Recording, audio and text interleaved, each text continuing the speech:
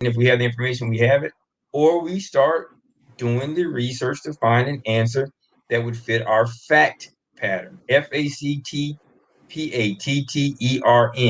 the fact pattern. Okay. Because simply because two people have an issue, like say they were both charged with driving without a license, and you'll see with me, I think I've had like 8 or 9 of them that I've won.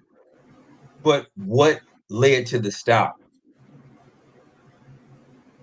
And if you in fact, I know you haven't done it because I just know you, but if you listen to them, we never talk about the license being suspended. And I think the Most High for Abraham, because hell, I never would have thought to ask, why the fuck? I mean, why'd you stop me? That's a simple issue.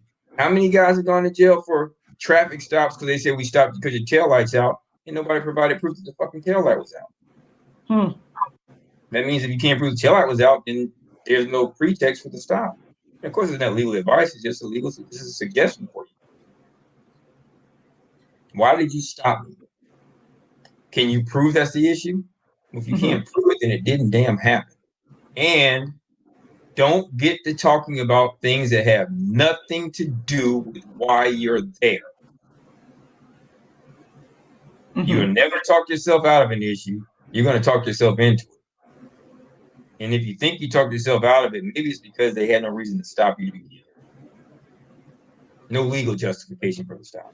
They had a reason, but whether or not it's legally justifiable and whether or not it will survive in a court of law. To include your license suspension, but that's a different issue for a different day.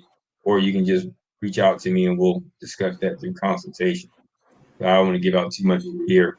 And definitely, I don't want to mislead anybody into thinking that it's simple as me giving you an answer, because I can give you the answer and it doesn't give you probably a proper insight into the depth of my knowledge on these issues. So I went there 80 some times, but I prepared for hundreds of hours each time I had to go inside that courtroom.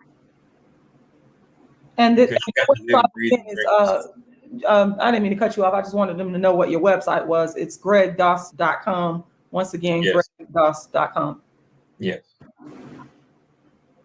Yeah. So let me ask you, if you had to choose a favorite, or do you have a favorite research mechanism that you use when you're getting ready to prepare your cases?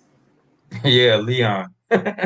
But when you can get online is I use case text. It's inexpensive. I think I pay a total of like $100 a month for it.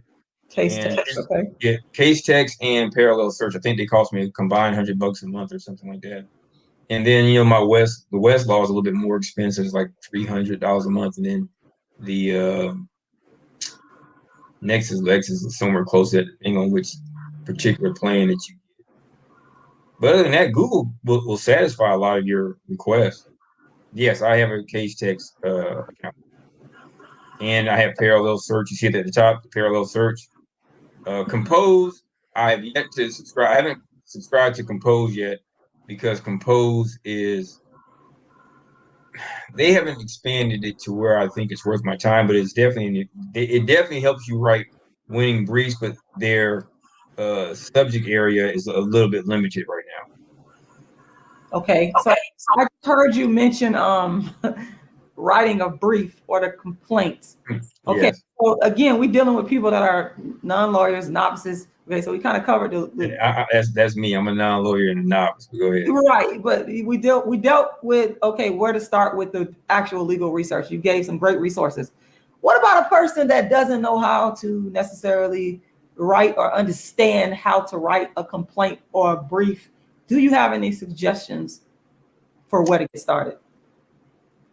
Open up Google, open the Google page, so since I can see that they can see that, and simply type in sample